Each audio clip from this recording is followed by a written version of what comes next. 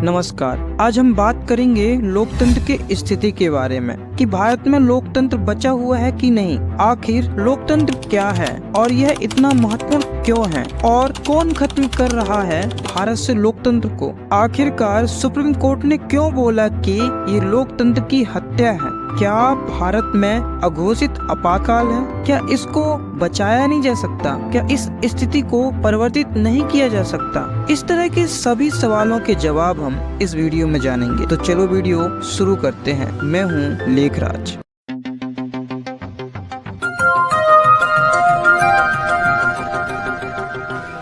दोस्तों, भारत एक युवा देश है और दुनिया का सबसे बड़ा लोकतांत्रिक देश भी है, लेकिन बीते कुछ वर्षों में इसकी लोकतांत्रिक व्यवस्था संदेह की दृष्टि से देखी जाने लगी है। इसको दूसरे शब्द में कहूँ तो भारत में लोकतंत्र समाप्त हो रहा है। लेकिन इसके साथ एक और सवाल उठता है कि क्या ऐसी स्थिति पहली बार भारत में उत्पन्न हुई है जब हमें ये लग रहा है कि लोकतंत्र समाप्त हो रहा है। इसका जवाब जानने से पहले आपको ये जानना जरूरी है कि लोकतंत्र क्या है। दोस्तों, लोकतंत्र से आशय है लोगों द्वारा अपने प्रतिनिधियों के माध्यम से देश चलाने, नीति नियम बनाने की प्रक्रिया में भाग लेना। इसी बात को बहुत ही सरल शब्दों में अमेरिका के पूर्व राष्ट्रपति अब्राहम लिंकन ने कहा है, जनता का जनता के लिए शासन। इसका सीधा सा मतलब है कि लोकतंत्र में जनता सर्वोपरि होती है।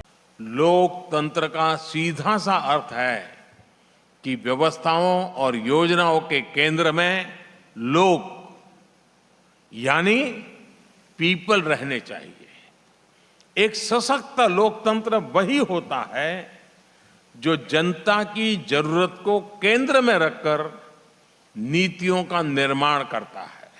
जनता ही अपने प्रतिनिधियों के माध्यम से संसद में नियम कानून बनाती है, जिसके आधार पर देश का संचालन किया जाता है। लेकिन वर्तमान सरकार पर यह आरोप लगते हैं कि वह लोकतंत्र को नष्ट कर रही है। तो क्या सरकार जनता को मार रही है? अगर आप ऐसा सोच रहे हैं तो ऐसा बिल्कुल भी नहीं है। लोकतंत्र को नष्ट करने के लिए जनता को मारने की जरूरत नहीं होती है। लोकतंत्र कुछ आधार स्तंभों में टिका होता है। अगर इन पिलरों को नष्ट कर दिया जाए तो स्वतः ही लोकतंत्र नष्ट हो जाता है। लोकतंत्र नष्ट करने के लिए सरकार विभिन्न प्रकार के हथकंडे का प्रयोग करती है, जैसे कि लोकतंत्र के चौथा स्तंभ कहे जाने वाले प्रेस को समाप्त करना। कोई भी सरकार जो लोकतंत्र के खिलाफ है या जिसे लोकतंत्र बिल्कुल भी पसंद नहीं, वो लोकतंत्र को खत्म करने के लिए सबसे पहले प्रेस यानी कि मीडिया की स्वतंत्रता को खत्म कर देता है। इसके कारण जनता तक सरकार की कुकृत्यों का पता नहीं चलता। प्रेस पर सरकार का कंट्रोल होता है और प्रेस पर कंट्रोल बनाने के लिए सरकार साम दाम दंड भेद सभी प्रकार की नीतियों का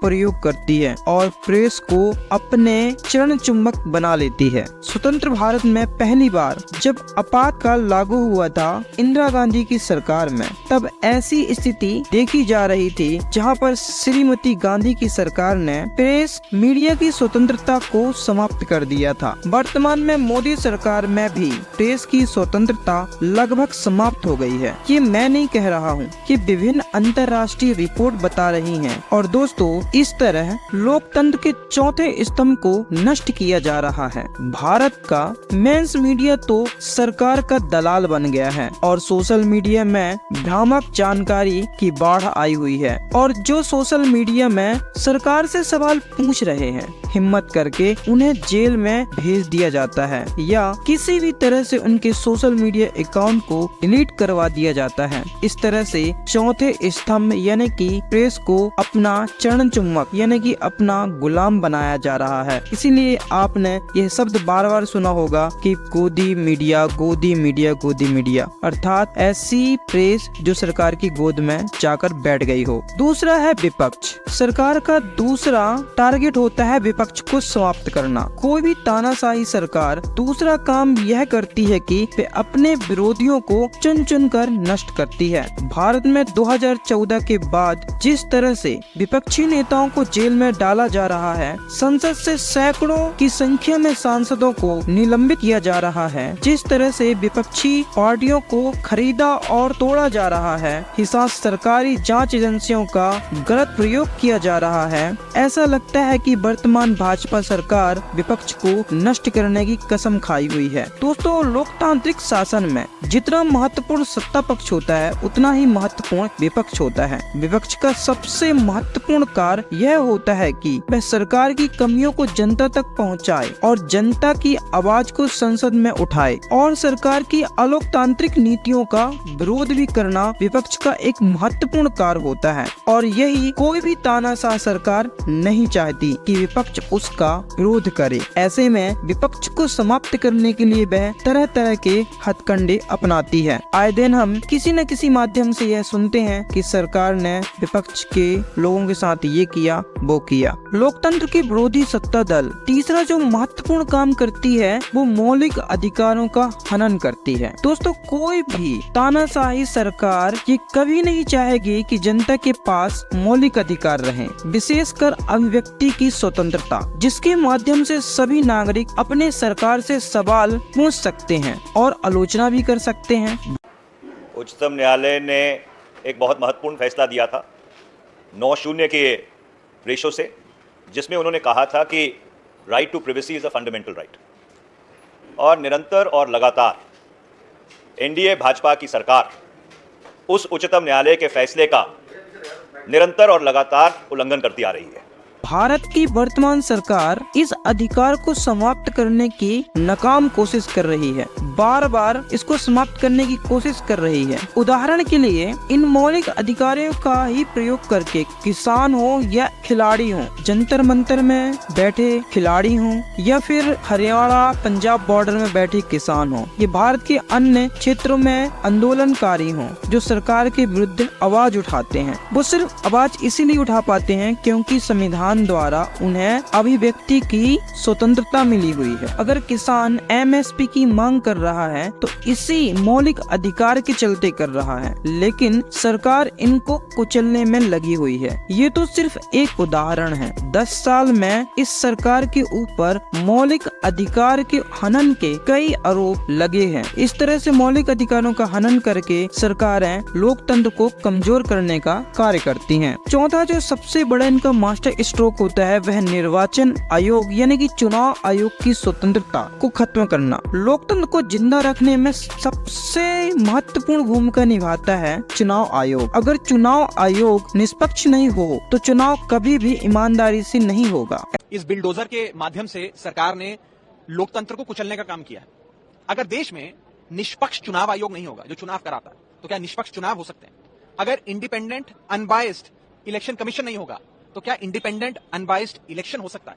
ऐसा इसलिए क्योंकि अगर चुनाव आयोग सत्ता पक्ष का तोता हो जाएगा तो आप उससे ईमानदारी से चुनाव करवाने की उम्मीद तो छोड़ ही दीजिए। ऐसे में चुनाव में हेरा फेरी होने की संभावना बढ़ जाती है क्योंकि चुनाव आयोग ही सरकार की गोद में बैठ जाता है। तो इसी कारण भारत के सर्वोच्च न्यायालय ने एक ऐतिहासिक फैसला सुनाते हुए चुनाव आयोग की नियुक्ति के संदर्भ में महत्वपूर्ण डिसीजन दिया था, लेकिन उसको मोदी सरकार ने अध्यादेश लाकर बदल दिया और ऐसा व्यवस्था कर दिया जिसके कारण चुनाव आयोग की निष्पक्षता पर सवाल उठ रहे हैं। यह कार्य भी लोकतंत्र को कमजोर कर रहा है। आपने देखा होगा चंडीगढ़ के मेयर चुनाव का यह वीडियो, जिसको देखने के बाद सुप्रीम कोर्ट मजबूर हो गई ये कहने में कि यह लोकतंत्र की हत्या है। क्या अब भी आपको लगता है कि भारत में लोकतंत्र सुरक्षित है, जहां दिन रात मीडिया हिंदू मुस्लिम और सत्ता पक्ष के स्थान पर विपक्ष और आम जनता से सवाल उठाता है? सत्ता से सवाल पूछने की हिम्मत ही नहीं है हमारी मेंस मीडिया में, जहां सरकार के कार्य से ज्यादा उसके विज्ञापन पर पैसा खर्च किया जाता है,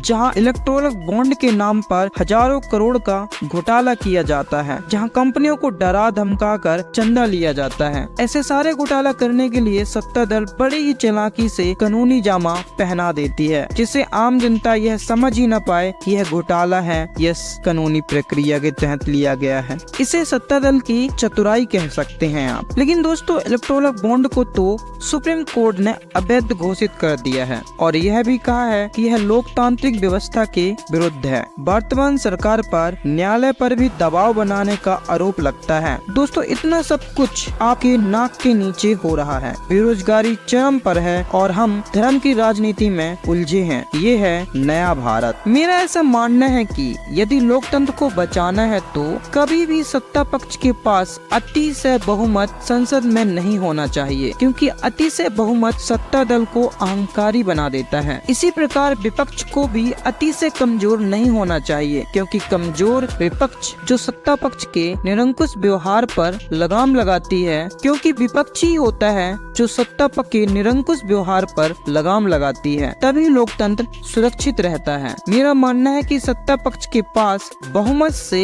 10-12 सीट ही अधिक होनी चाहिए। जब उसको 2/3 बहुमत की जरूरत पड़े तो वह विपक्ष की सहयोग लेने के लिए विवश हो जाए। ऐसे में सत्ता पक्ष कभी भी जनता के विरुद्ध या लोकतांत्रिक व्यवस्था के विरुद्ध कोई भी नियम कानून नहीं बनाएगा, क्योंकि ऐसे नियम कानूनों में उससे विपक्षी दलों का सहयोग नहीं मिलेगा और इस तरह से हम लोकतांत्रिक व्यवस्था की रक्षा कर सकते हैं। आपकी राय क्या है मुझे कमेंट में जरूर बताना। धन्यवाद। वीडियो को लाइक, शेयर और सब्सक्राइब जरूर करना।